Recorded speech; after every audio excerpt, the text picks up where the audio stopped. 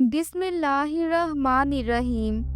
کیا آپ جانتے ہیں رسول اللہ صلی اللہ علیہ وآلہ وسلم کی یہ دو احادیث انصاف، عبادت اور تقوی کی وہ روشنی بیان کرتی ہیں جو قیامت کے دن سایہ اور سکون کا باعث بنے گی۔ آئیے سنتے ہیں۔ حضرت عبداللہ بن عمرو بن عاص رضی اللہ عنہ سے روایت ہے کہ نبی اکرم صلی اللہ علیہ وآلہ وسلم نے فرمایا، انصاف کرنے والے اللہ تعالیٰ کے ہاں نور کے ممبروں پر رحمان کی دائیں جانب ہوں گے، جو عدل کرتے ہیں اپنے فیصلوں میں اور اپنے گھر والوں کے ساتھ اور اپنی رعایا کے ساتھ۔ وضاحت: جو لوگ انصاف کرتے ہیں، چاہے وہ حکمران ہوں یا کسی معاملے کے ذمہ دار، اللہ کے ہاں ان کا مقام بہت بلند ہے۔ قیامت کے دن جب اندھیرا اور خوف ہوگا، وہ نور کے ممبروں پر ہوں گے۔ انصاف صرف عدالت میں نہیں بلکہ گھر، رشتہ داروں اور ماتحتوں کے ساتھ بھی ہونا چاہیے۔ ایسا عدل رحمت الہی کو کھینچ لاتا ہے۔ حضرت ابو ہریرہ رضی اللہ عنہ سے روایت ہے کہ رسول اللہ صلی اللہ علیہ وآلہ وسلم نے فرمایا، 7 قسم کے لوگ ایسے ہیں جن کو اللہ تعالیٰ قیامت کے دن سایہ مہیا فرمائے گا، جس دن اللہ تعالیٰ کے سائے کے علاوہ اور کوئی سایہ نہیں ہوگا۔ پہلا، عادل حکمران۔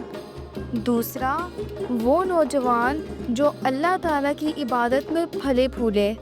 تیسرا، جو شخص اللہ تعالیٰ کو تنہائی میں یاد کرے اور اس کی آنکھوں سے بے ساختہ آنسو بہہ نکلیں۔ چوتھا، وہ آدمی جس کا دل مسجد میں اٹکا رہتا ہے۔ پانچواں، وہ 2 شخص جو ایک دوسرے سے اللہ تعالیٰ کی خاطر محبت کریں۔ چھٹا، وہ شخص جسے کوئی خوب رو اور معزز عورت برائی کی دعوت دے اور وہ کہہ دے کہ میں اللہ تعالیٰ سے ڈرتا ہوں۔ ساتواں، وہ شخص جو اس قدر چھپا کر صدقہ کرے کہ اس کے بائیں ہاتھ کو بھی پتہ نہ چلے کہ دائیں نے کیا کیا ہے۔ وضاحت: یہ 7 خوش نصیب وہ ہیں جنہیں اللہ تعالیٰ قیامت کے دن اپنی خاص پناہ دے گا۔ جب لوگ عذاب اور دھوپ کی شدت سے بے حال ہوں گے۔ یہ فہرست ہمیں بتاتی ہے کہ زندگی کا اصل حسن طاقت کی استعمال، عبادت میں استقامت، پاکیزگی، مسجد سے تعلق، محبت میں اخلاص اور خفیہ خیرات میں ہے۔